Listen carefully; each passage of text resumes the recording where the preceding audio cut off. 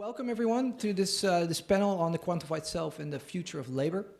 My name is Niels van Doorn. I work at the University of Amsterdam, and for further information, I like to point you to the booklet. I'm quite sure most of you have, right? On page I'm on page 35, and then we'll have, because I want to kind of not do the introduction of the who's who, because I think we have these beautiful booklets and you can actually read who is who. I'll just point you to so you can match the faces with the names. I think that's like the minimum condition for this to work. Yeah, no, we don't have. We have two Jennifers, luckily. So we have three presentations, two of which are Jennifer's presentations. Jennifer too. It's not a problem. Really? Okay, so we have Jennifer Constanze Kurz, right to my left, who'll be starting the first presentation, followed by Jennifer Whitson, and then the third presentation is Jennifer Lynn Morone's. And I just briefly want to kind of introduce this. I prepared a little introduction, and then we can start getting going with the presentations, and then leave enough room and space and time to talk. So I just picked out one, from that nice booklet, I picked out one sentence from the description, right? And it says, this panel adopts different perspectives to ask how the quantified self can be described, criticized, and developed from a scientific and artistic, and then I add to that activist and intimate standpoint, and you'll see how that kind of pans out here. And I think to do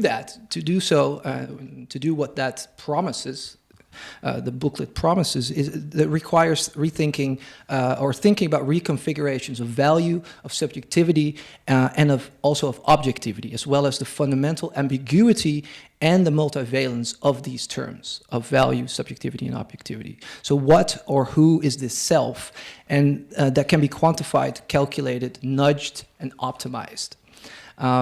And some of the other questions that I also think are really interesting that will come up here is, so why and how do people make themselves available to forms of algorithmic surveillance and sense making?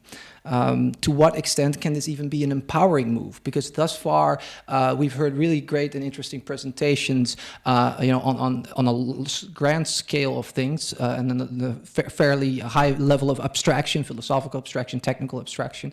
I hope this panel also can help to bring things down a few levels and talk about some concrete practices and also show that to maybe differentiate the large mass that is engaged in this, and maybe show why people do it and how people engage in quantified self practices. So how may people attempt to hack or otherwise take control over data flows and insert themselves more forcefully in such flows in ways that allow them to so-called take the lead or something in processes of value generation that are in many ways always beyond their control?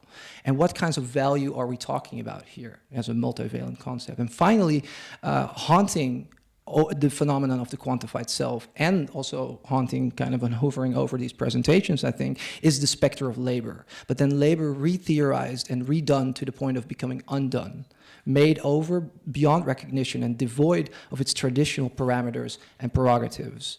In these times of real subsumption, as Marx called it, the quantified self does not labor. It accumulates and it scrutinizes its human capital. I think I'd leave it at that, and I'd like to invite Jennifer number one to do what you do. Oh, it's not that bad. Leave it. Yeah. Okay. I just have to turn because I can't see the slides, but I just have some slides, like 6 or something. First of all, thank you for the invitation. I will make some brief remarks about some of the questions which are we heard already. And second, I wanted to apologize. English is not my mother language, so I hope if I do some of the grammar not right, you will maybe look over it. There are some things we discuss, of course, every day with all that big data buzzwords and the privacy paradoxon, but I wanted to point my finger on some questions which I would like to ask about quantification, about profiling of people and about the commercialization of those communication space which we use actually, and platforms which we use. Of course, we have an explosion of communication and also of transactions which become communications, all the devices we carry or the technology we have in our bodies or near our bodies communicate. Sometimes we want them to communicate or to do a transaction, sometimes not. And we can measure that in the last decade that transaction and communication exploded, of course. That's not news to you. We live in, let's say, in a digitalized world already. What I want to point out is that we do not as much discuss the markets and the industries which in that decade developed.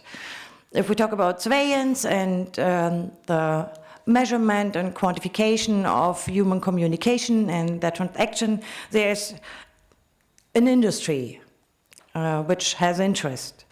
Not only the online network advertisement and stuff, but also, of course, the real technological surveillance and filtering companies which have a growing market share, of course. And if we talk about values, we have to consider that, I guess. And first of all, I want to point out that 10 years ago, we had really a lot of different platforms. It was also a market, of course, but you see at this picture, that's US data, actually. And it measures the traffic in North America. And you see that those large platforms, which are actually commercialized data brokers, are taking a great share of all those traffics. And it's a self-sustaining system in that way that they do have the money to buy new innovations and stuff, and to actually buy brains, which we see in Europe a lot. For instance, Google Zurich, who really goes to the universities in Europe and buying the brains of the people. I mean, it's a self-sustaining system in that way. Actually, if you see the data in Europe, it's a little bit different, but not that much. Meaning that the European users also use that, mostly use that US companies, the data brokers like Google and Facebook, of course. I want to point that out because of the Snowden discussion too. Some of the things we learned from 2.5 years Snowden discussion is, of course, that the Secret Service military complex also uses, of course, commercial platforms. But that is not the topic today, but I want to point out that the discussion changed about who and with which interests is collecting all the data, and where maybe the third parties who grab the data too. The second point, which is important to me, is the fact that in the last decade, when we all began to use the GSM protocol, meaning mobile phones, a geolocation aspect come into place. Of course, everybody knows now that in the GSM protocol, all the mobile phones are forced to present to those companies their geolocation. That's part of the protocol. But it's used in every possible way to precise, in a way, the profiling. That's a new aspect, new in a sense of human history, of course, that with all the communication and transactions over mobile phones. And you know that the mobile phone market share, then when we look at maybe searches, Google searches or stuff, is getting like a 50%. that is actually, it's new for those commercialization of the profiling of human communication. I want to point out the geographical thing too. And third point is the control problem. I have an example here, which is the Munich site of Facebook. And it's not internationally discussed, but in the German press there were quite some articles about it. In 2012, the Facebook site of Munich was closed down from Facebook because Facebook decided that they want to have their own mechanisms to monitorize larger cities, not only Germans, but Munich was an example. And so some more than, I guess, around 300 or 350,000 users, and all the efforts the city of Munich put into that Facebook page were wiped out instantly. There was a warning. And we had a discussion about the control of the data too. It's not about privacy and the discussion we have in German newspapers, at least every day now, but also about if you build your site, your profile, if you put money into it, what are the conditions? And so I have a little slide. It's of course the privacy thing I don't want to discuss here anymore, but in that case I want to talk a little bit about the usage rights. And if you take a look at the data sharing policies, those commercial advertisement platforms like Facebook have, then you also have the control problem because you don't own really your text, videos, photos anymore, and that also goes for sensor data or biometric, if you have biometric data. It's a point in the public discussion which is not very often discussed, I would say so. They don't have any necessary for explicit permission if they want to use or exercise that right, which they gave themselves. If you click an account, it gives the permission already. And also the right to delete content or the whole account without any warning. In the Chaos Computer Club, I'm the spokeswoman of the German Computer Club. We have, in the last 5 or maybe 6 years, a lot of people coming to us complaining their whole digital life is gone because account blocking happened. That's quite a problem, and it can happen without any warning. And it's not illegal or something. And well, a secondary problem in that case is that of course, we don't have any way to communicate with that large companies because they just have automized answering techniques, or you just don't ever get a person answering you. You just get that copy and paste mails. I have this just a symbol of the labor work we have today. 2.5 years ago, I wrote a book about the digitalization and automatization, about robots, and about the changes that happen in the working field. And when I look at the discussions today about big data, about our very own communication and transaction data and personal biometric data being kind of the new oil in our age, then I think those discussions have to merge with the automatization debate about how machines, software, hardware, robots will take parts of the work we do today, because the measurements of what humans can do, what they actually do in their work, should be part of the discussion, I guess. Yesterday I was in Kassel at an event, and we talked about especially pupils and students, and we had some examples where it's not from the working field but from schools, and we had some examples about schools who use companies like the American company geo-listening, which has a service for the schools. It monitors each and every pupil and give aggregated reports to the schools about the usage of social media, and if they have also self-tracking devices like the Fitbit stuff and other stuff. It's a service. In Europe, that wouldn't be allowed, not in any country. In Germany, at least, there are some boundaries for profiling younger persons in that matter.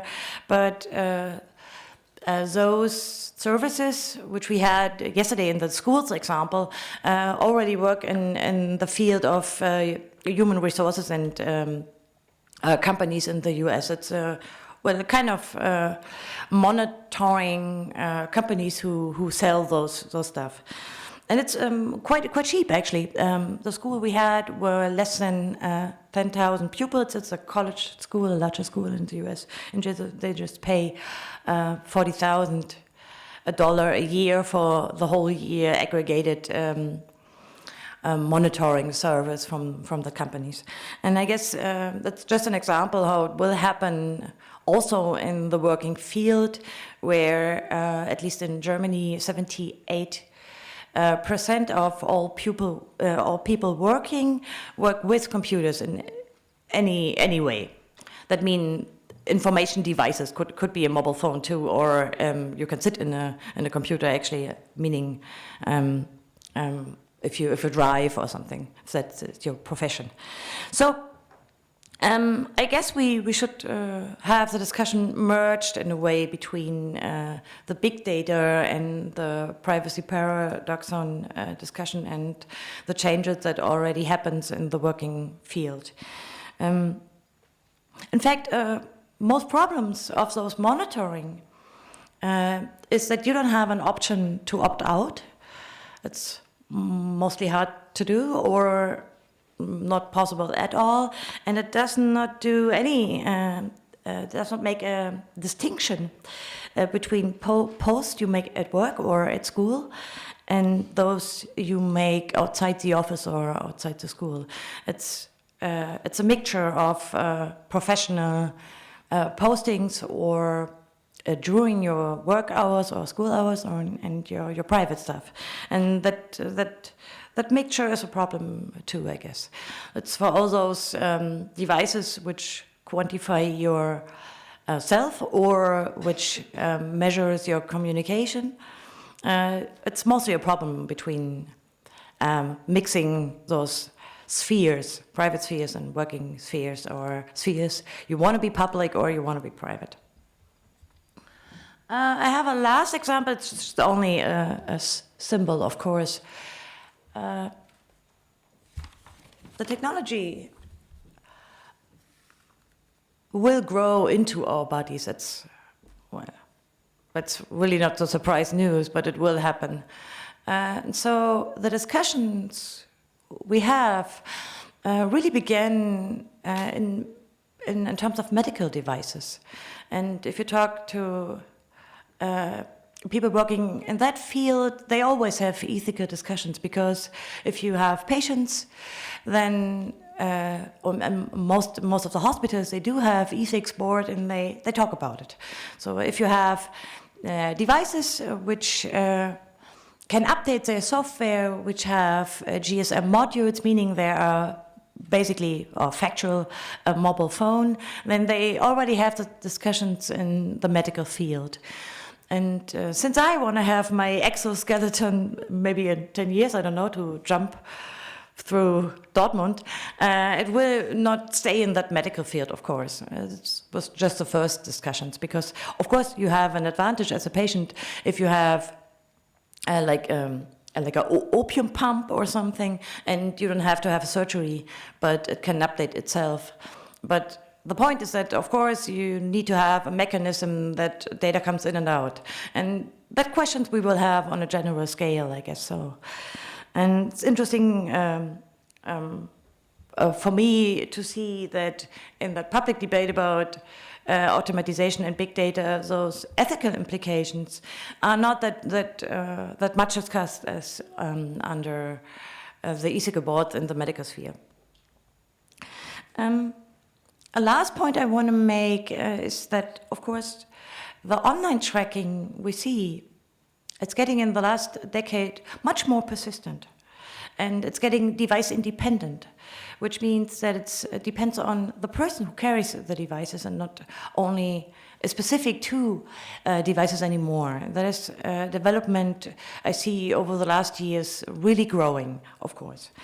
And also that with those larger commercial platforms, which already take a huge share of the market, the outsourcing services grow. Like an example would be, I mean, it's an ironic example in the New York Times, which outsources the whole mails they write to Google. They all use Google Mail. You wouldn't see it if you get a mail from the New York Times because it says New York Times, but it's actually outsourced to Google. So all the investigative journalists and all the journalists pipe all their communication through Google. And I guess that's just an example for what is our habitus in a way, and what we feel is normal behavior even for a newspaper like the New York Times, who has a journalistic standpoint and even a board of advisors and stuff like that. I guess that outsourcing to those large companies is a problem too. And the very last thing I like to talk about is maybe a little bit hacker related. It's really the last part, and it's the fight about the right to tinker. There's really not a good translation, and there's a German word which is Erlaubniskultur, and I would translate it into a culture of. It's really hard for me to translate. You don't have a basic right anymore without violating any license to tinker with your devices anymore. You have maybe a universal computer at hand, like a mobile phone or a PC, but you don't have the right to tinker anymore. And if you want to modify it, play a different software on it, then you break the license. It's not just for PC or mobile devices, it's also for your lawnmower. So if you buy an autonomous lawnmower and put it to mow the lawn, then you can't modify or repair it anymore because you break the license.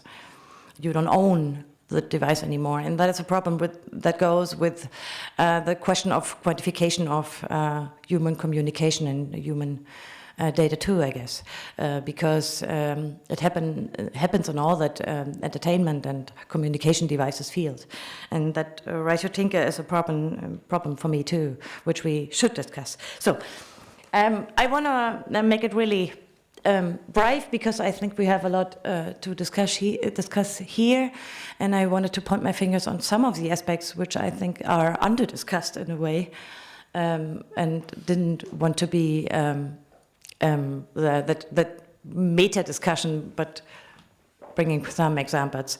The last remark for me is that I feel that, of course, privacy is a privilege, but it's also a basic human right, which I don't feel I have to defend to want to have it. Thank you. Thanks a lot, Jennifer, Constanze. Thanks for kind of surveying the field, so to speak, and to point us to already some of the technical, regulatory, economic conditions of possibility in which something like the quantified self could take shape. And I think your example, your biomedicine, your biomedical example actually forms a nice bridge to the second presentation from Jennifer Whitson, who we're going to see now. Perfect. Thanks, Niels. I guess I'll start by thanking Fabian and Netta and Judith for bringing me here, and Laura for actually getting me here. So why am I here? I have taught surveillance studies for years in universities. I completely agree with what Constanze has said. I also have worked with game developers for the last 2 years, looking at how they use big data in ways that are very creepy. I haven't written about it in depth yet, but it's all up here. Yet, I am a happy person wearing a Fitbit. Like, what gives, right? Here's what happened. 2 years ago at Christmas, I was diagnosed with cancer. And so this is my cancer at that New Year's Eve. And so I had a 1 in 6,000 chance of developing cancer before I was 30, and I was the lucky winner. And so then my life became about numbers and statistics and managing these sort of issues. And so it became more about health bars that were dipping low. It became about experimental treatments. Ooh, it's going too fast. It became about experimental treatments and extra lives that could be given by medical things. And it became about fine-tuned surveillance and metrics about how I was leveling up for boss fights like chemotherapy. So, not surprisingly, being a game scholar, I turned my life and my potential death into a game. And it was a game about surveilling and reporting on myself to manage anxiety, a game about using data to calculate health risk and predict the unpredictable. And so my game went like this. This is me, and I live in a multiverse with exactly 100 planets, 100 parallel copies of me. And in 100% of my universes, I have cancer. In most of these universes, it's treatable and the lights are still on, but others have gone dark. And they're the flip side of all of these sort of medical survival percentages that you hear. And so this is where I was in Christmas 2013. And so 2 weeks later, I had surgery. The cancer had spread, and so the tumor was removed as well as where it spread underneath my arm. And upon inspection later, the pathologist named my cancer. And then my game board shifted once again from what I had hoped for to the one I actually had. And so the question becomes, how can play reframe even death? Or a better question, this is on auto forward, which is driving me nuts, sorry. So a better question is, how did it allow someone critical of corporate surveillance to embrace it? And so to talk about this, I think the concept of play is essential. And this is how game scholars Zimmerman and Salen define games. It's an activity defined by rules in which players try and reach some sort of goal. But play is free movement within more rigid structures, such as these rules. It emerges because of and in opposition to rules. Sociologist Irving Goffman, for him, games are exemplars of encounters. And they're an exemplar of when we here in person, we bracket a social space like this parachute game. We all together have a single visual and cognitive focus of attention. We enter into this space and we negotiate the rules together. And because these rules in a parachute game are socially constructed and upheld, it quickly breaks down if not everyone is playing, right? If not everyone is playing, the game falls apart. We have cheaters and spoil sports. And so for Goffman, this fun, this pleasure rests in the sense of spontaneous involvement, the singular and exclusive focus on the game on behalf of the participants. We become immersed, engrossed in the game and the social interactions that the game's systems and the rules evoke. We lose ourselves in the game, the rest of the world falls behind, and this is pleasurable. Or if we want to go from Tom Sawyer by Mark Twain, work consists of whatever a body is obliged to do. Play consists of whatever a body is not obliged to do. So once freedom of choice is removed, any game falls to pieces. It's no longer play. But on the flip side of this, as long as it was my free choice, I could make even death and dying into a game. And so that's what I chose to do. And so I had chemotherapy using a PICC line, which you can see here, which fed toxins directly into my heart, hoping to turn a few more of the lights on in those planets. Shifting this into this. If you're able to make it through chemotherapy, which is basically salting the earth so nothing can grow, including your tumor, you win. But month after month, your body is slowly deteriorating because it's unable to replace the cells that you're napalming. And so in January 2014, I bought a Fitbit what was essentially turning my body into a new game board and into a corporate data factory. And so as a surveillance scholar, I understood exactly that my data was going to a corporate mothership and used to mold me into a perfect consumer, a healthy system, and a productive, docile worker via the feedback systems and the rewards it gave. But this was less important because I needed to manage my own game board. I needed to know that my strategies were working in time enough to change things if they weren't. And so instead of being powerless about the immediate cancer, I was going to research it, track it, and manage it through play and surveillance. And so my Fitbit scores how far I could walk each day and how many hours I slept each night were my health bar. Hitting my levels became my goal for each long day. And it was something so small and so stupid that let me know that on some incremental, infinitesimal level, I was doing okay, even though I felt like I mostly wasn't. And so these little made-up rules, the attained goals and victories, made what I was going through play.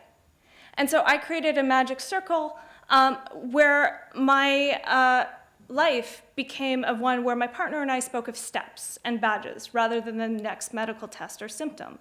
And so we gamified cancer. Gamification is the use of game elements in non-game contexts. And as the history of organized sports and board games attest, using games as training for real-world tasks is not new. You know, dollhouses were basically training grounds for model domestic women. Gamification is also not new, from classroom grades to loyalty cards to Boy Scout badges. These are all precursors of this line of thinking. It's also a really human thing to use the rhythms of games, the rolls of our dice, the contrived contingencies of play to deal with really heavy matters. For example, Ring Around the Rosie in reference to sort of plague times and death. And so while games and gamification aren't new and existed in analog form, what is new is our understanding and appreciation of how games shape human behavior, added to the increasing sophistication and decreasing cost of data collection, storage, and analysis that enable both the quantification and the gamification of everyday life. Our digital games now are designed for very particular players that live in a big data society where we obsessively collect and save numbers and data, whether it's about steps in a day, completion rates on websites, or win-loss ratios on slot machines. These players are data savvy, min-maxing, theory crafting, efficient, actuarial subjects, using data to reduce the risks associated with contemporary life, such as described by people like Zygmunt Bauman, Ulrich Beck, and Anthony Giddens. Natasha Dow-Scholl writes about this phenomenon beautifully in her own work on slot machines and addiction. Both games and gambling are about how we manage risk, how we deal with and compartmentalize the anxieties of contemporary life. We often escape into games, but we carry our hyper-rationalized, actuarial, risk-reductive subjectivities with us. Games are a reflection of our precarious, unpredictable lives, but the choices in games, unlike in life, are relatively simple. They are easy, they're small, and they act to tune out the clamoring choices elsewhere. In these games, we practice turning risk into rhythm, strings of numbers and stats into pleasurable parsing and manipulation. And so gamification is just another way to play in risk society.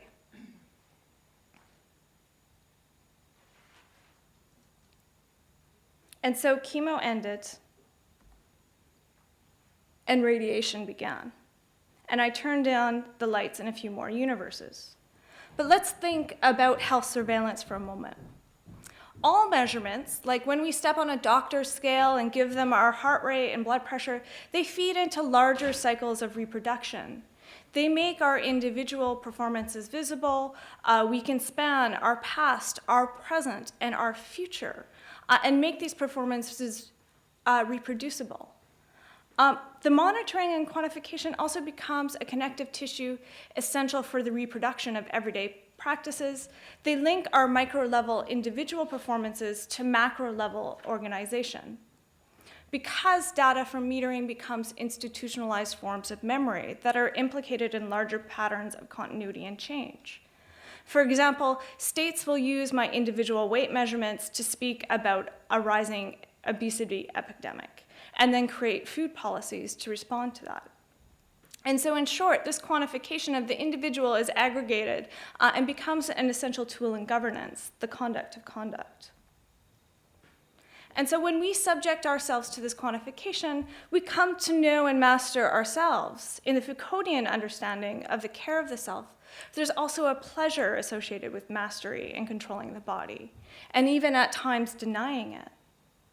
And so what's important about digitized gamification is how good it is at getting us to quantify ourselves, enrolling automated data collection and feedback practices into this. What's different here from the traditional care of the self, the journaling described by Foucault, is the precision, the complexity, and the amount of data collected, as well as the way that it's presented back to us. This journaling process is now automated, enabling incredibly precise details. It's also framed as playful, as you can see from the badges here. It also is shared, right? It allows us to transmit and share what was previously private. It's now relatively simple for me to measure and analyze patterns in my sleep, my exercise, my sex life, my food intake, my mood, my location, my alertness, my productivity, and even my mental health and spiritual well-being. We effortlessly now track and measure, display and share all of this heretofore unknown data using our computers, smartphones, and gaming consoles.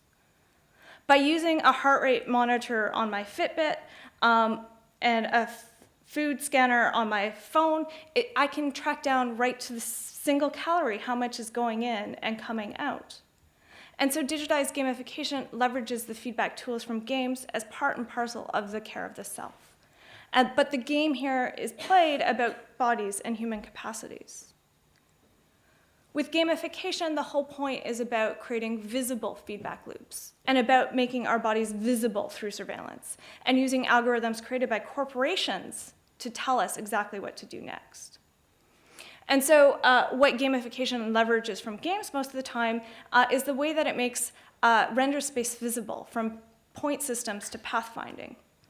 And so this is a game Dead Space, and even though I don't have any numbers on it, I know exactly where to go, I know what my health bar is, and I know how much air I have remaining.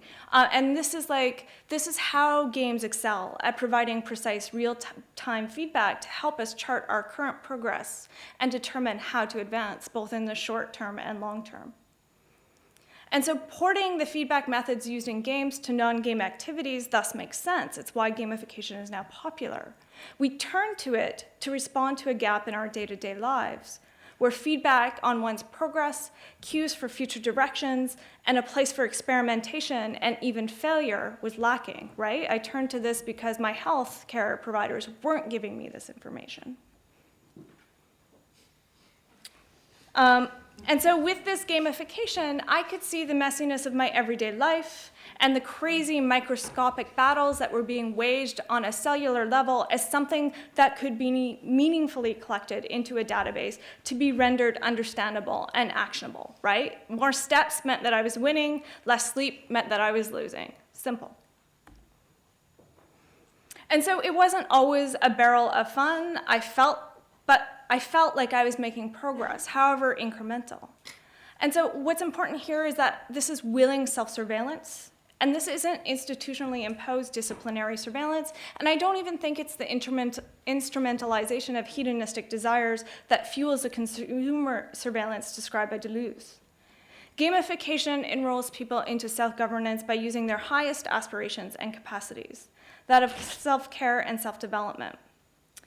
These gamified self-improvement apps evoke a specific agency, that of active subjects choosing to expose and disclose otherwise secret selves that can only be made penetrable via the corporate data streams and algorithms which pin down and make this otherwise unreachable interiority amenable to being operated and consciously manipulated by the user and shared with others.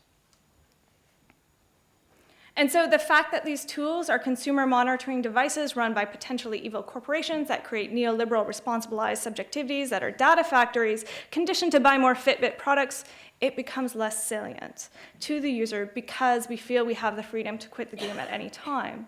These gamified applications are playthings that we think we can abandon at whim, especially if they fail to pleasure, entertain, or amuse. And so this is the productive power of gamification. It's a surveillance game. It speaks deeply to actuarial subjects whose forms of play are intrinsically about balancing out data sheets and numbers. It gets us to divulge more and more information about ourselves, information that's then used to make games more compelling, more about predicting and shaping our behaviors, and thus inevitably more profitable to governments and corporations. But there are also limits to gamification in terms of framing, of losing ourselves in play. Because of visibility and the balancing of the care of the self and the pleasures of play, gamification users are also hyper-aware, and so play becomes precarious. When voluntary quantification is a pleasurable surveillance apparatus, but it falls apart when it's not voluntary.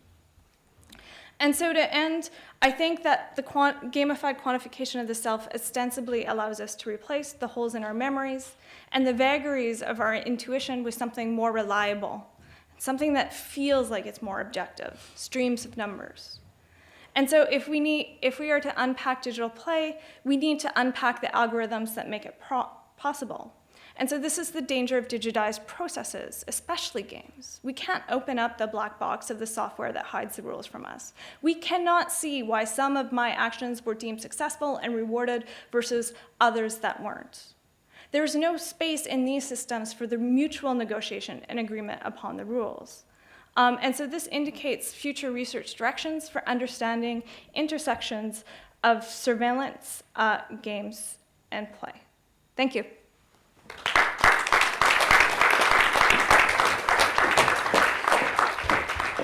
Thank you, Jennifer. Up next, third and last, is Jennifer Lynn Morone, who will articulate a different way of taking control of various data flows. Oh, sorry. Hello. Thank you also, Annette, Judith, and Fabienne for inviting me. It's really a pleasure to be here. And you guys have made my job a bit easier. Now I can just go from your amazing projects and work and kind of carry on with how I have tried to regain control in a way, or play this game and make it visible. So I'm an artist, designer, and most recently a corporation. In 2014, I became one, and there are many reasons why I did that, but the main ones that I want to relate to today were basically it's the first time in economic human history that all of us produce something of value. And this value can be turned into a commodity and bought and sold, and we all create it just by living. So given that, I had two main questions, like what were the ways in which I can enter into this game and gain ownership of the data I produce?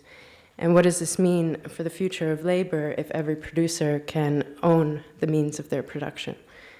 So I'm going to play a video that I explain this. Should we start the video? Yeah. Mm.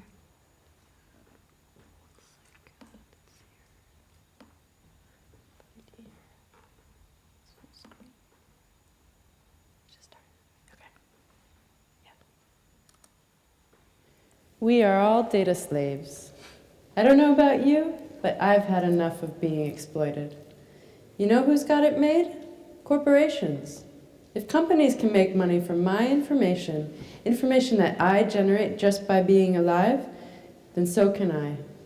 I've decided to play their game, but with a little twist, by bringing the whole process down to the individual by incorporating my identity. What's my solution?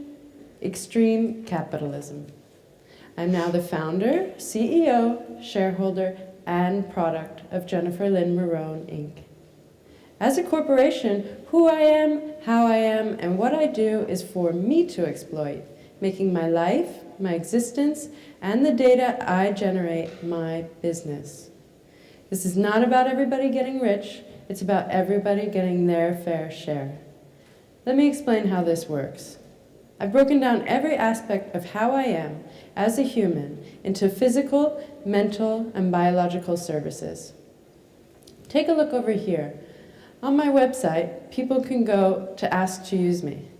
Debates to requests are also transparent, so if you ask me to do something dangerous and unethical, you better be prepared to answer why. Shareholders vote on major decisions. Perhaps I'll be used for what I do best. Perhaps it will go terribly wrong.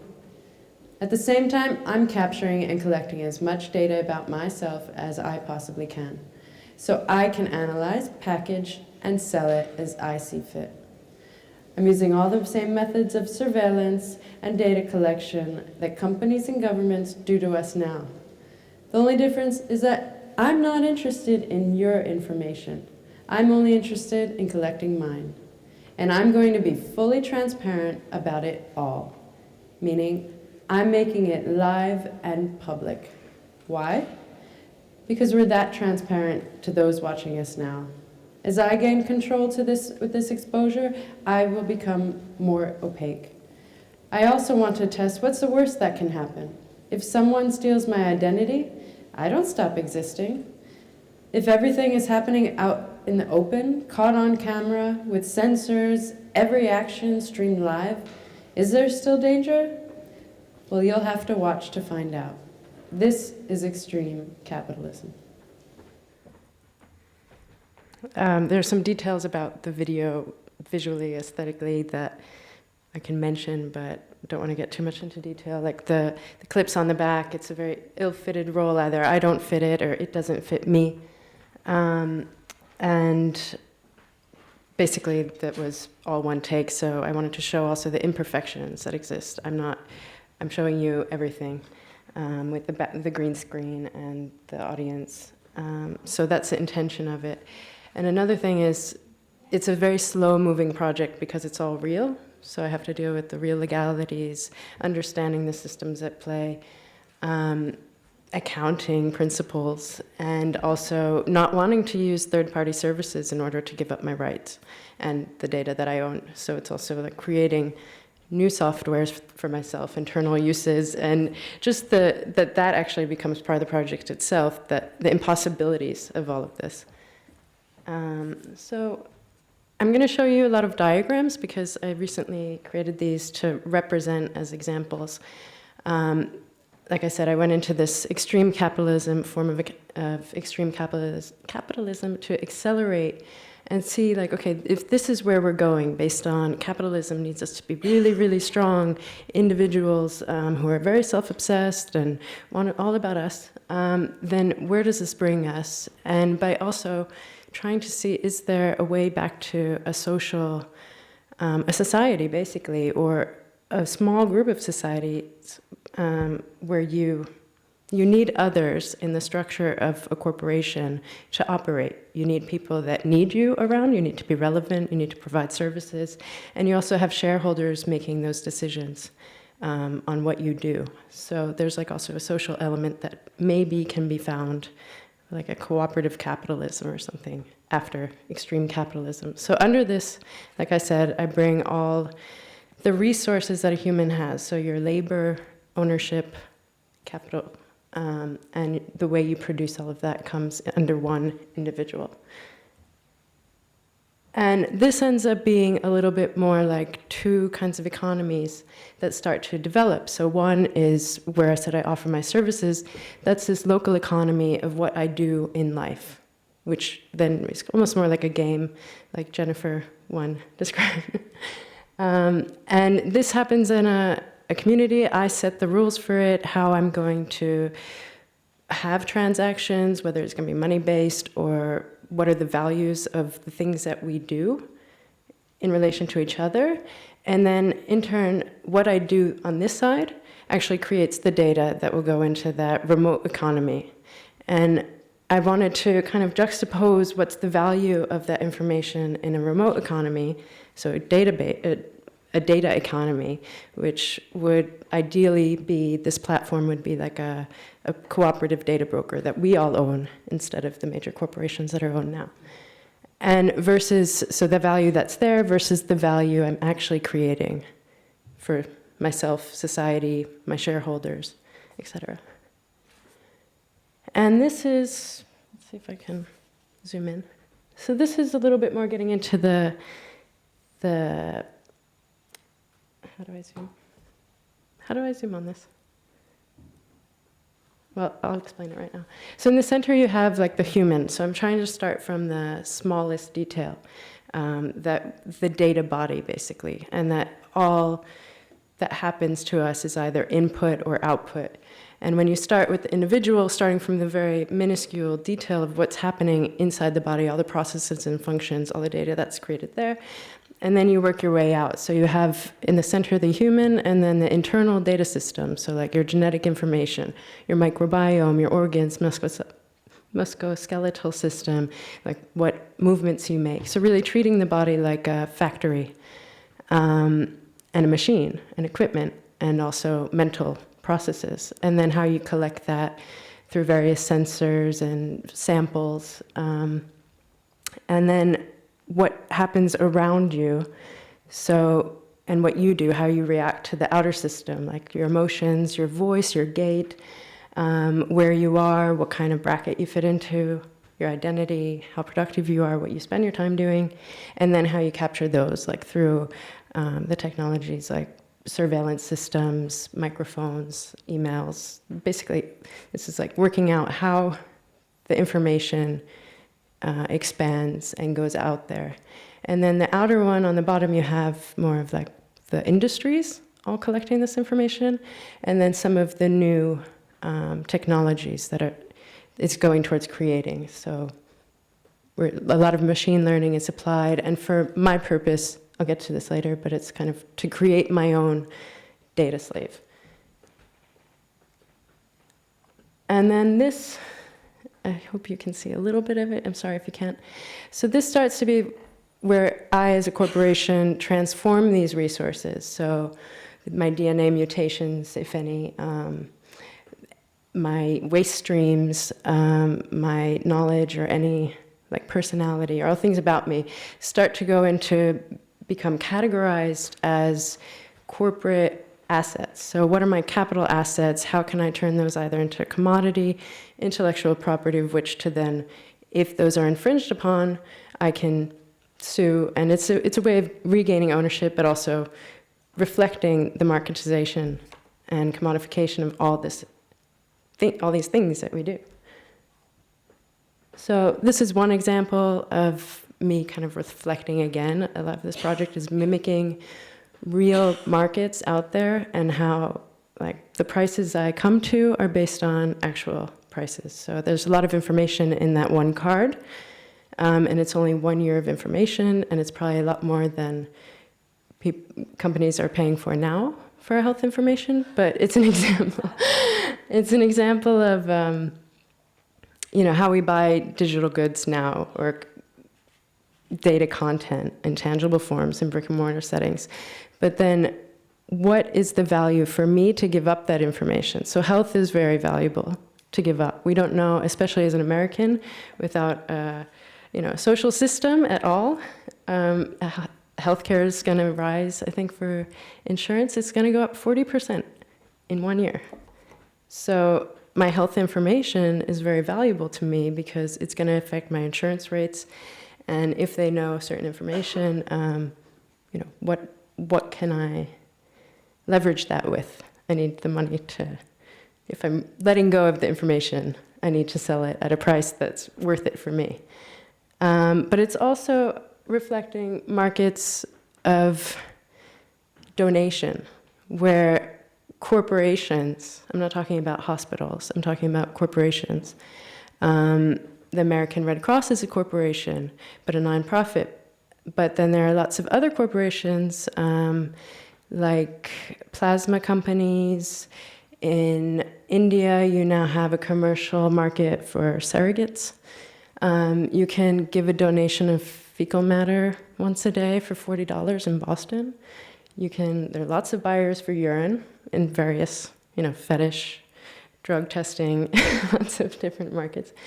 Even bone marrow, and a lot of these things aren't even going to help other people. They're just going for research, maybe to create biomechanical products, but also a lot for pharmaceuticals. So, and even with pharmaceuticals, you have markets where they're not even helping people, they're not developing products for people that need it. They go to where people are going to spend, there's a market of people spending the money for the products.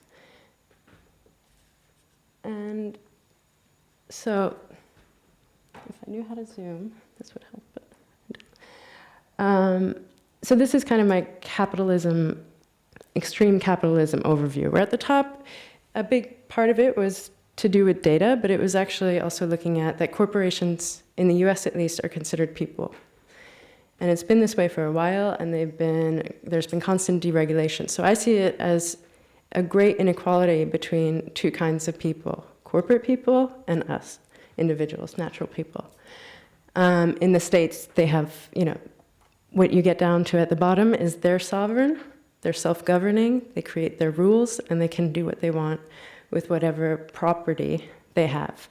Whereas us, we have this property that's being exploited, for example, data or the materials that data is related to, or the activities, but we can't bring that to market, nor can we protect it as an individual. So by becoming a corporation, I can maybe escape that exploitation.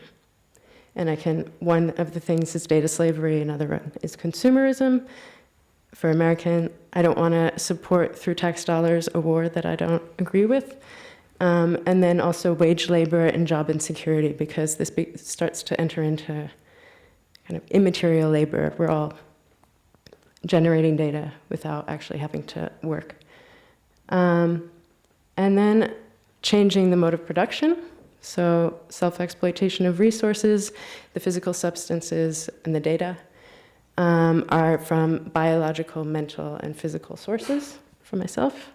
And then transforming those resources into corporate assets, establishing ownership and control, and they are transformed into, like I said, commodities, intellectual property, and financial instruments. I'm not even going to get into shares and values of shares or anything like that.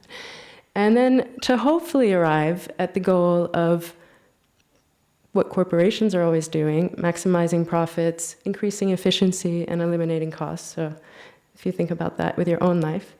And then the human, this freedom from exploitation, which I haven't gotten there yet, but I have a feeling that it's impossible. Because are you just a slave to yourself as a corporation and your shareholders and things like that? So one inevitable solution might be to eventually create my own data slave. This is also what, in my project, I'm kind of going to apply all the information I collect. So that, again, using the ways that they're collecting the information about us and apply it to myself to create a version of me, and then get into things like the automated market algorithms and things like that. And is the true freedom from this system basically stepping completely away from it and with my own data slave, or would that actually create another level of being controlled by something, or the act of controlling? I have one more slide, but I don't think I'm going to go to it. So I'm going to end there. And I'm looking forward to our discussion. Thank you.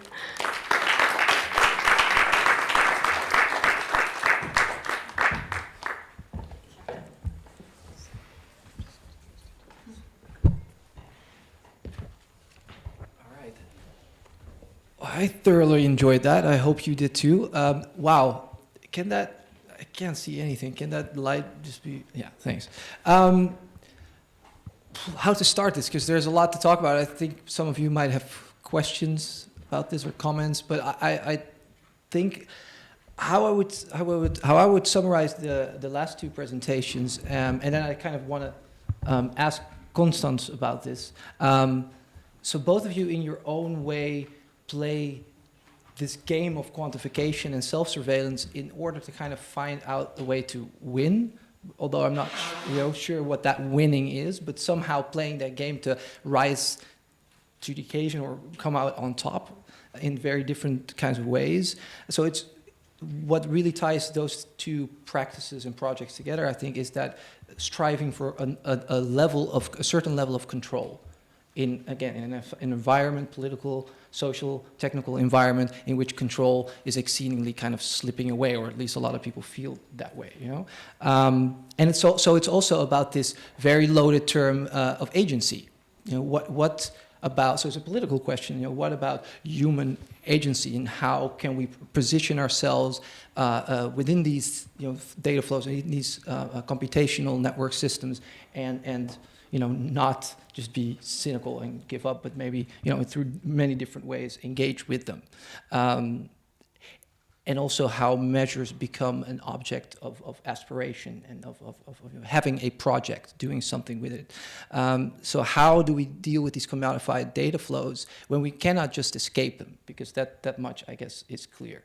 And I think I got that from some of what you said at first as well. So I think maybe a form of data sovereignty in some way is pertinent here, although you also talk about, you know, becoming a data slave, which is the exact opposite. So I actually would like maybe you to clarify, because one part is about control and some form of sovereignty, although sovereignty is very, you know, also a loaded term. But then how does that relate to data slave? So maybe that's a small question for you. And then I'd like to just I'd like to hear your ideas about these two presentations, about these projects, and how you, with your background, you know, would interpret this.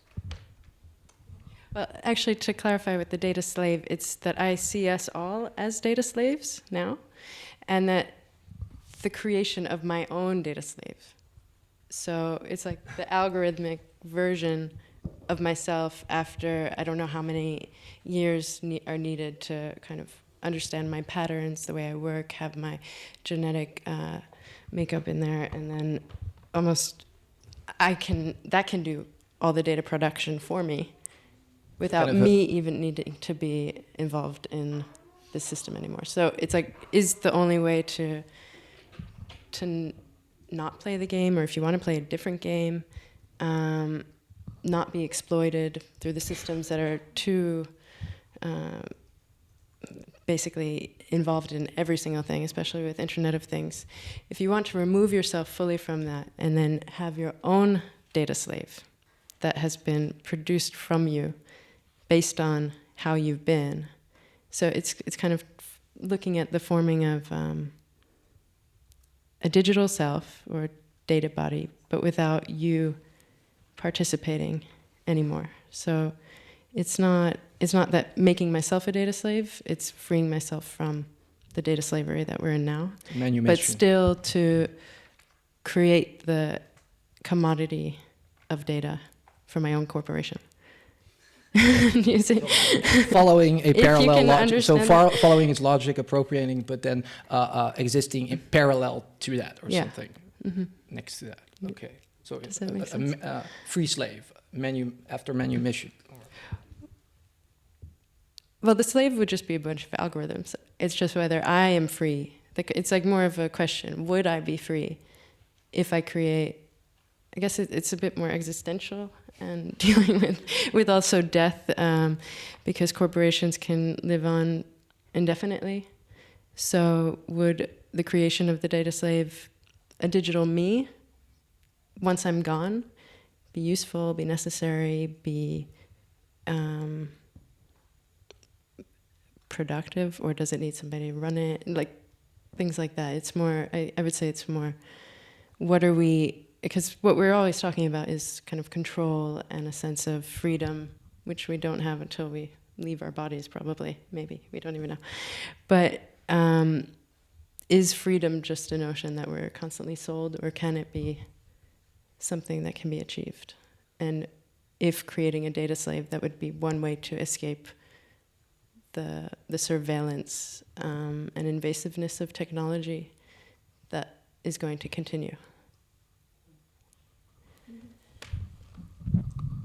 I have two thoughts on your artistic project. First of all, I find it most intriguing, and I had to think of some projects which happen to be economy students who really try to work that out, not as an artistic project, but to really try to broker their own data, which did not work out. Of course, it was a business model, not really working. But I guess in that project, the question of power and also values, you said that, and it has an ironic twist in a way. I guess everything in there. But if you would really think of it as a business model, it's easy to see that it would not work out, of course, because the distribution of power is not symmetric, of course, and so.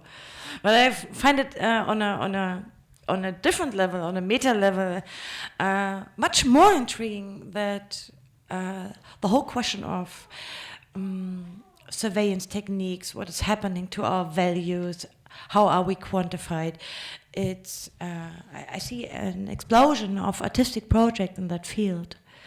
The last 1 or 2 years, I saw a lot of those projects to reflect on that issue, and that, of course, means to me that it's changed a discussion, and that's what I like a lot. I find it interesting that you really have a price tag on some of your values, like you had on the healthcare data. Question is, what would happen if you would have a buyer? But that did not happen, right? No, there have been more potential buyers for shares, which is almost more threatening.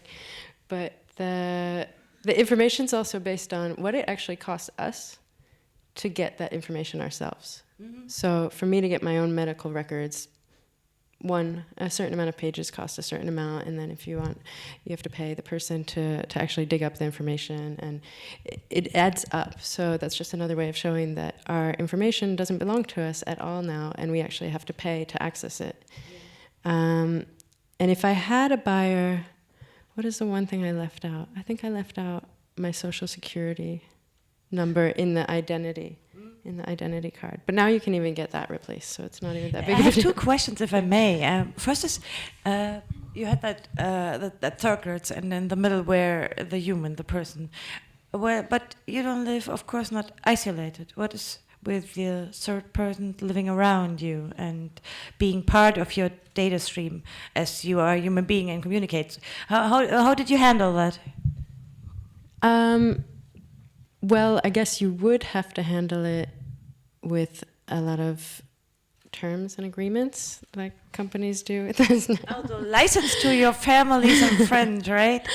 Well, that they can, like we are used to doing with every service we want to use now, that you say you have to, not sue me if this happens, or you can't infringe on this license in that way, and it would be about setting up a lot of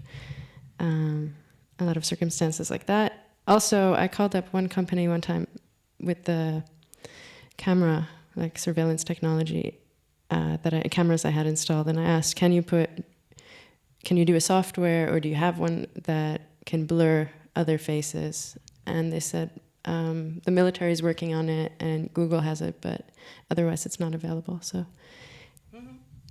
Yeah, it's dealing a lot with, will it go so far as that we have to have terms and agreements? I mean, this is happening now with Google Glass or a lot of these technologies. This information is potentially or definitely being recorded, Skype conversations. So we're not even asked in any way if we agree to share that information and more or less even sell it. Some of the stuff you just said makes me think about exhaustion. Maybe we can talk about that a bit, because there's in economic theory this notion of capital exhaustion. Like your capital, your assets lose its value after extensive use, for instance. So, how far can you take this project? Also, because the data subject, the quantified self, is a very much embodied self. Although we tend to talk about it in very disembodied terms about information processing, but we're talking about physical bodies here, right? So the human capital is also, like other types of capital, can get very exhausted.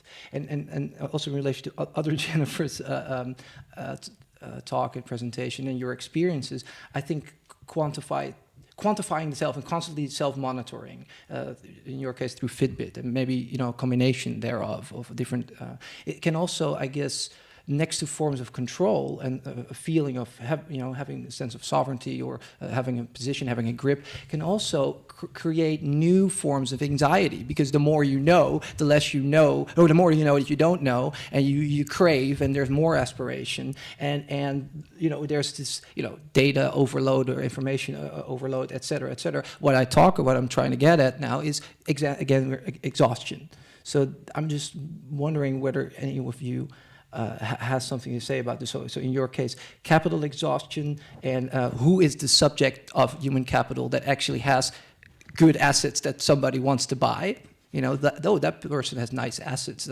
That's interesting, worthwhile, you know, valuable assets. There are sections of, you know, segments of populations in terms of race, class, geography, that maybe are, you know, more easily exhausted, or are already exhausted, are not in a position to sell any of their capital. And then, yeah, again, the exhaustion of actually tracking and tracing and constantly, you know, okay, a lot of it is automatically and algorithmically delegated, but still, you know, there's a lot of information coming at you. So what about exhaustion? That's basically. I don't think of it in terms of exhaustion at all. I think of it more in terms of the concept of flow. If you're familiar, it's Csikszentmihalyi. And he looked at what makes the ideal workers, right? When you're at work or at play or artist and you lose hours at a time, you know, you shut out the world. And he found that it was sort of when you were at the sweet spot between challenge and too simple at your task, and you were right in that sweet spot where you were challenged enough but not too much, and that you were like in that zone. And so when it's been used in game studies a lot, because it's like when you're playing a game and the skill is getting tougher and tougher and tougher, then you lose hours, right? We have World of Warcraft widows and things like that. And so people are using numbers and these streams of data and the streams of information as a flow state, right? Just to exist in these streams. And so we can see it also in the way that we parse through photos on Facebook. Click, click, click. Or photos on Tinder. Click, click, click, click, right? And we're sort of so captured in those streams of information and seeing and getting that feedback loop that you don't necessarily become exhausted until you step outside and you think about it more. It just becomes a new everyday, right? Have you stepped outside? Or are you still in the zone? Like, are you still using the Fitbit? That's actually I still have a yeah, Fitbit. okay, yeah. Yeah. So you stop playing the game, right? Like, I don't monitor all my food, and I don't particularly care how many steps I take. So yeah, I tune in and tune out accordingly. But it's also, I think, when you're looking at compulsive sort of excessive technology use in general, whether it's people who are using gambling machines or people who are gaming or people who are obsessively quantifying themselves, they're usually doing it because they're trying to they're trying to escape something else or deal with something else. And once that something else is resolved, right, if you're a teenage boy, you stop playing games because you get a girlfriend and a job. Or if you're a gambler, maybe you stop gambling so much because you're spending more time with family or you've reunited with your family. For me, I stopped Fitbitting so much because I'm not dead yet. So then, you have other reasons and other distractions. It's only when we don't have a distraction that we get lost into those streams. And I guess I'll go on more the topic of future of labor with it to follow yours, because I agree. Which actually is more of reappropriating corporate strategy to life. And if you think about everything instead of, exhaustion or just spending your time doing lots of things or work, you have to just think of input and output, and that your output needs to exceed your input, or it has to be of greater value. And so what I found, which is actually a very positive thing, is that I stopped wasting my time and my energy on things that actually produce no value for me, and therefore for me as a corporation and my shareholders. And so exhaustion is almost, there's a mechanism built in so that it doesn't happen, because if it happens, then the company is basically falling apart and disintegrating and becoming useless. So that's how I Of course, deal with it. corporations have more resources to spend and to waste Yeah. than a person usually has, like an entrepreneur of her or himself. Mhm. Yeah, but if you think about the Asymmetry. resources that you have, and you work from there, then what's the maximum you can not necessarily do, but get based on those resources? And that's kind of where, I mean, the project is very satire based, so I might say it dryly. I might say it dryly. So you play the game, and when you play the game, you better play it well, because you want to somehow win. So you have to become savvy, smart, and efficient.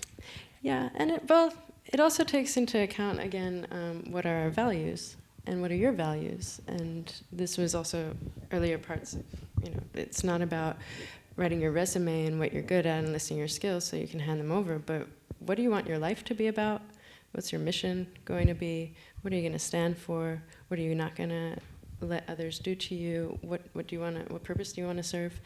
And so that's been my kind of reality lately, and a positive note of the project that I was very surprised and was unexpected. So it's not necessarily just about, I'm American, so I think that's also in North America, and I don't know about South America, but it's all based on winning. You have to be the best, and it's all about how much you can get before you're done. And I'm not like that. I don't know about you. Oh, I'm totally like that, obviously. So it is a comment on that. Like, you have to win, you have to play to win, whether you want to play or not. You want to? Well, I guess I just have a comment on the exhaustion thing. I guess since I'm a news junkie, I often feel that exhaustion since years, and I have to filter my data flow. But what I'm really trying is not to let somebody filter it, and that is what most people do. And on the circumstances they don't understand, and there's no transparency who filters for what goals and values, and I guess it will be a growing problem. And speaking of gamification, I have an example in mind which some of you maybe know, and that was an exhaustion for me too. Remember when Google came with that Ingress game? Oh my. That is when the company really showed where they can put together the data stream and the gamification. And I don't know, my feeling was that the whole Berlin was craving through the streets and playing that game. And I had a really hard time to not being tracked, but playing anyway. Speaking about the right to tinker, because you had to modify the game a little bit to not having the whole data stream which you produced while playing the game. That comes to my mind when we speak about it. So both examples were really, well, mind-boggling in a way. Point is, I guess that the point is about what we want to allow in the future in a way. Yeah. So, and the freedoms people want to share data for a specific reason. And what we do with the third persons, of course, we always have that problem. We have like a collateral damage because you don't live alone and isolated, you communicate, you are a human. And this is a process which we will discuss in the next 2 decades, I don't know. But my feeling is that it shouldn't be overwhelmed by financial interests and monetary goals, but more like the values we have and what we want to do. Actually, for a hacker, those it's a dichotomy actually. between wanting to have data and use data for the good, and that whole open data. And in a way, part of the Quantify Self movement, if I let out the optimization people, which I don't can connect to in any way, and the other part of the data, the dark part, which I talked about a little bit, I guess it won't go away. It will be always a problem and a boundary in a way. I don't know how to really fix that, but I guess those examples are really good to those really life examples for persons are really good to talk about it. And it was the same in the event yesterday, where I had some examples from pupils and from schools, and you don't have that abstract level of speaking of those problems, but well, precise. Yeah. So I have a question for you. Sure. Brought up by Jennifer's talk. If we're talking about a need for resistance, is any effective mode of resistance something that is very privileged in terms of knowing the legal terms to write them, to knowing how to hack the data, to having the right to tinker, to having the money to be able to do that tinkering, and also, most importantly, to have that time to resist, right? Because I think you've dedicated most of your time to these resistances, and we can't dedicate our time to resistances when we're working. So is any effective resistance a project of, white, intelligent, rich people? I guess so. In the near future, it will be like that. Privacy will get, costly. You will have to pay for it in the near future.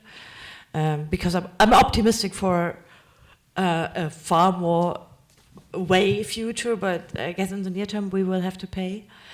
But the sexy thing about technology is that you just need that little small group of resistant guys who can help and bring technology to other people.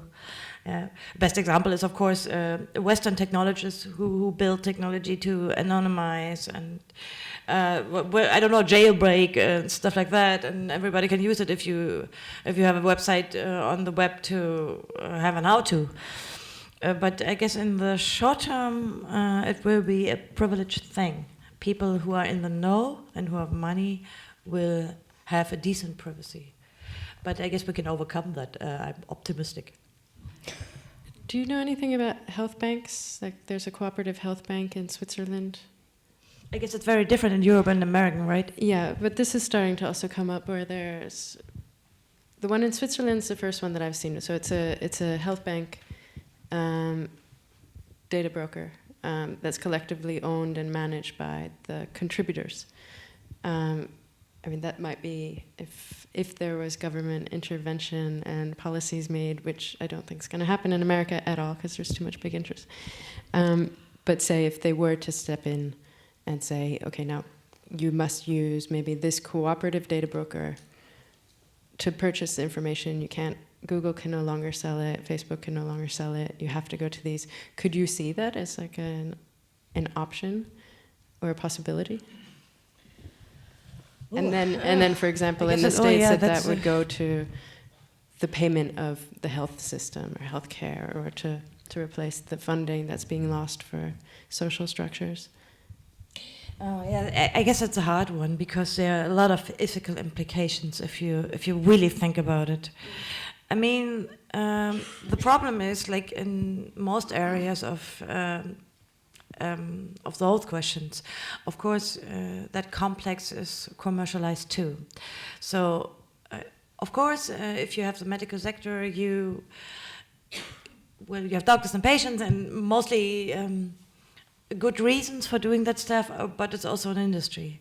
And so the goals are driven by and the research too is driven by monetary goals. That's a problem.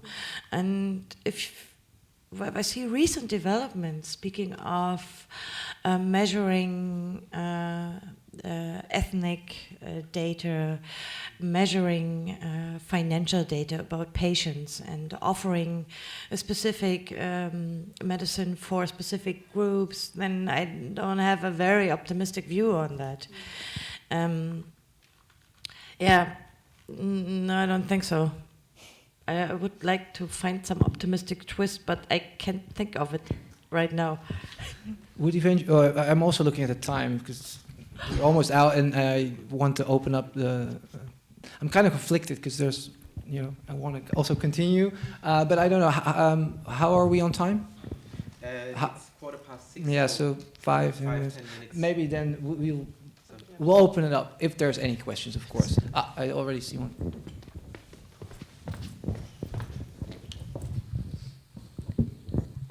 Thank you so much. I'm really enjoying this panel. I have many questions, but one is quite numerical, actually, and you're all experts in this field. Do we know how much money or how much revenue do these companies make by collecting our data, let's say Google or Facebook or Nike Plus Running or Fitbit? I don't know if, or 23andMe. Do we know how much money they make actually? Like what's their profit off of this? Well, 23andMe is actually a very good example because just recently they had to change their business model from selling consumer kits for $99 each to selling their database, and that's their business model now. Well, they had to change. Yeah, they had to change. They had to change. They could not survive And they're otherwise. connected to Google too, right? That's Google's, Sergey Brin's ex-wife. Yeah. And they're a big shareholder in the company. But now their first customer is Genentech, which is La Roche Pharmaceuticals. And I think it was like 80 billion. So it's just one company. 10 billion for 1 year, and then there'll be more or something. And the industry, I think when I started looking, it was like $318 billion industry, and it's going to be at least $1 trillion by 5 years. Well, those data are market estimates too. If you have a company like Facebook, you can look up, of course, market data and also the value, which is more like a psychological value for the future. But you can also bring it down to individual account users, actually. You can do that, but it doesn't say much because what they actually do, they're searching for specific users who have more value, of course, because the customers, advertising industry, are searching for them. And what does that number mean anyway? I'll squeeze in a micro question. And who are the real buyers of this information? Lots of companies. A lot of middlemen. Yeah. There's a lot of companies that just keep on buying and trading and just make their money as realtors. I just also like to add, also in relation to the first one, that there is indeed a huge data bubble growing now, a huge speculative bubble, like the housing market bubble, like the Web 1.0 bubble, the e-commerce bubble in the 1999, 2000. And I think this bubble will grow as long as and correct me if I'm wrong, but the way I see it, the reigning logic in the industry is we'll gather the hell out of the data, all the data we can find. We'll store it because storage is increasingly cheaper. Processing speeds are increasing, and we'll worry about what we actually will do with that data at a later time, and we'll figure it out as we go along. And I think that the bubble will burst at the moment when people start to find out that we might not be able to do as much, that it is not that, that the oil is not the silver bullet, that we can't actually do as much in terms of algorithmic, big data analytics as we maybe have hoped or expected, or we stop believing that personalized micro advertisement works. That's when everything, I think, crashes. I just wanted to add that as well. You can find simple examples. you going out there and want to have, I don't know, 3 or 4 apps on your mobile phone and want to rent a car. So there is a third party before you can make that app contract, which would check if you are a valid customer. That it's an in-time score checking about you. Someone has to provide, and it's not it's aggregation too. The data beforehand. That is an industry which is there. It's much smaller and slower in Europe because of the data principles we have. It's quite different in the US. You see it actually on, of course, on the tracking online advertisement networks. If you click on the most used German website, you mostly have at least 50 or 80 tracking cookies, and you can see which companies actually collect the data while you're surfing. It's much larger in the US, and it's there's almost no law regulation about it. Some, but not that much. But here we have some principles like we call it principle of Datensparsamkeit. I don't know how to translate it. To be, I don't know. Could somebody help me with Datensparsamkeit? Yeah, it's difficult to translate, I guess. So the principles which are written in law protect the European market a little bit, and so it's slowed down development. But we have the same problem here in Europe, and even in Asia, it's not very different. Any other questions before we start to close down? No? Can I say one more thing? Of course. If you also want to know the intentions of a lot of companies, one way, this is kind of to go off of basically, I think public companies only have to put their financial information, their bylaws, who their shareholders are, etc. online. So if you go, like an example is investor.fb.com, just type in investor and then whatever the website is that you normally want to go to, and you can read through all their financial, like the last financial report of Facebook. They explain how much a user is worth and how it's actually been growing in value. And you can see their real intentions, what their model is, and that's kind of a good indicator. They even have to. They have shareholders, and they have to have those. Yeah, but it's a thing that I always do when I see if I want to engage with that company, whether I want to use their services, whether I think that that's worth it or not, and I can know what their real intention is. There's also a dark market of those information, the so-called gremlins, which take a look at those companies and try to figure out what their next innovation and buying steps are. So there's a kind of those data companies, journalism, who have their own blogs and monitor when positions change, when acquisitions happen, and stuff like that. They call themselves not gremlins, but Kremlin. From the Russian Kremlin, because some of the companies are quite opaque and they try to shed some light in it. Mm-hmm. And I find it very interesting to read those blogs, because you learn a lot about what kind of technology they conquer and buy. And if you're interested in technology and how the market maybe will develop, and then it's interesting read. Yeah. I believe you didn't catch the last bit, was that right?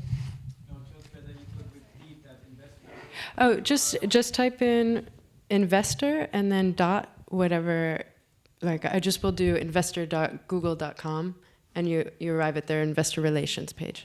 So any company, basically, you do that in front of the website. All right. I think it's time for us to close. I'd like to thank all the three speakers for the wonderful presentations. I also like to thank Fabian, Annette, and Judith, and all the others. Samuel, who's there who drove me. Thanks. And I'd like to thank the audience, of course, for all their attention. So And thanks to you as well, Niels, for the wonderful you're welcome. moderation. I like Thanks. doing it. So let's get a drink, maybe at the opening, or I don't know even if there are drinks, but I was kind of hoping there are. So because there's the opening now, right? Yeah, you're invited to attend the opening of our partner exhibition, Artificial Intelligence, Digitale Demenz by HMKV on the 3rd floor right now, starting right now. See you there. Catch up later. We will continue, or we will close this day with a screening, double feature, film screening presentation here at the cinema at 7:30. We will see Echtzeit by Helmut Kostad and World Brain. Double feature Echtzeit and World Brain, 7:30 here. Thanks.